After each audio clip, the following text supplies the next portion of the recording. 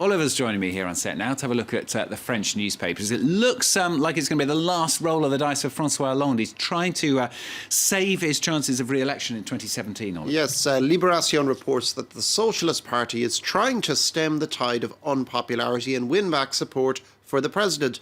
Members of his inner circle, led by Agriculture Minister Stéphane Le Foll, are organising a meeting today at Paris's Descartes University, which aims to defend the president's record, this coming almost exactly a year before the 2017 presidential election.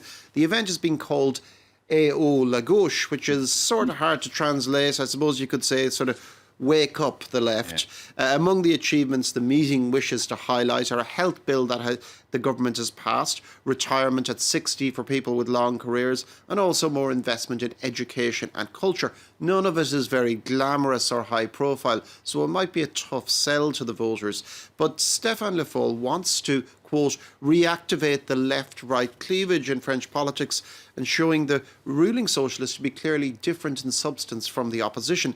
Hollande is trying to win back voters from the left that backed him in 2012 but have since become disillusioned. Libération says Hollande is threatening to say no to the mooted EU trade agreement with the United States, which has been strongly criticised by the Greens, the far left and part of the Socialist Party. The Libé says that if there ever was a man to turn around a dire situation, it's François Hollande. In just a year ahead of the Socialist primaries in November 2010, he was known as Mr. 3% on account of his lowly position in the polls. He managed to come through in the end there. So Hollande has been sent 6 years back in time. OK, I suppose the big question now is it a case, though, of too little too late, both for Hollande and for the Socialists as a whole? Well, the right-leaning Le Figaro certainly thinks so. Its editorial calls it a desperate operation, given the president's historically unprecedented low popularity and the seeming ineffectiveness of his reforms. 80 years after the Popular Front, Le Figaro says, the Socialist Party is unable to reinvent itself. Bogged down by its antiquated nature, the party has been swept away by globalisation. Le Figaro points to the fact that the Socialist Party is hemorrhaging members. The party faithful is deserting. Around the time of the 2012 election, it had 173,000 members, which was itself a drop from 4 years earlier. Now it has less than half that paying their dues, 86,000. And because membership fees make up 20% of the party's finances, it has been badly hit and has had to close down a number of offices, even in towns that it owns, or it runs rather, like Cognac, whose socialist mayor turned in his party card after a disagreement with government policy.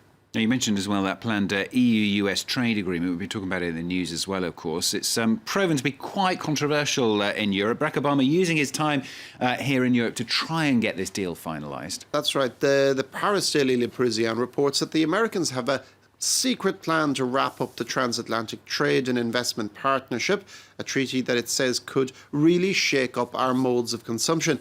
TAFTA, which is the transatlantic free trade area created by the agreement, is American trade's secret weapon.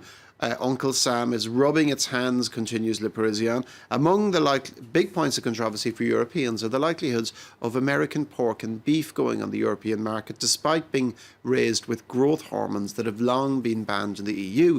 And European leaders have their reservations about it. German Economy Minister Sigmar Gabriel wants Washington to make more concessions before the treatment can be finalised.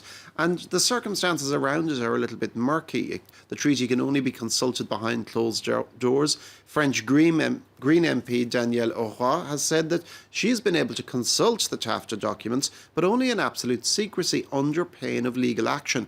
Now, the US wants to move things on as quickly as possible, but Danielle Auroi wants greater transparency and accountability. She asks, how can citizens have their say in this? By demanding the treaty be validated by the European Parliament and by national parliaments too. And Le Croix says that some European countries, such as France, are trying to hold the agreement up. I've already mentioned François Hollande has little to gain from the agreement being signed before the 2017 election, so by playing hardball, he's positioning himself on the left.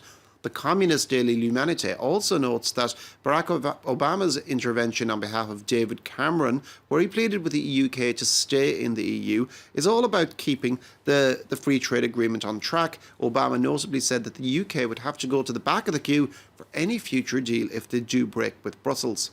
going to finish up on a vitally important story. This is a look at new trends in how French television anchors and presenters are dressing on air. Okay, well, I hope you're taking notes here, Stuart. I am, yeah. I'm going to watch very carefully. Le Parisien notes a few changing trends, with some things on the way out, such as shiny fabrics that lack class, suits and ties that are too wide, and transparent fabrics for women.